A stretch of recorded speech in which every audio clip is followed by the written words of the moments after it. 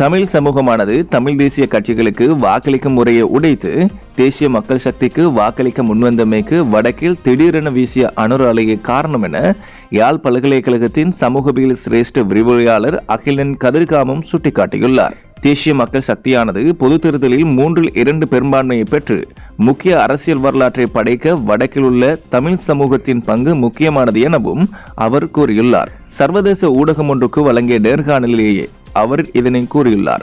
குறிப்பாக தமிழ் சமூகம் தமிழ் கட்சிகளுக்கு வாக்களிக்கும் முறையை உடைக்கப்பட்டு தேசிய மக்கள் சக்திக்கு வாக்களித்தமையானது இந்த நாட்டின் முக்கிய வரலாறாகவும் கூறப்படுகிறது.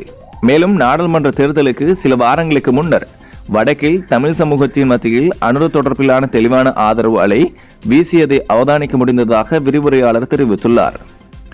இதன் அடிப்படையில் பல தமிழ் வாக்காளர்கள் தமது சமூகத்தின் அரசியல் தலைவர்கள் தமக்கான சிறந்த தீர்வு தொடர்பான வாக்குறுதிகளை நிறைவேற்ற தவறியமைக்காக அவர்கள் மீது கோபமடைந்துள்ளனர் எனவும் அகிலன் கதிர்காமர் விளக்கமளித்துள்ளார்.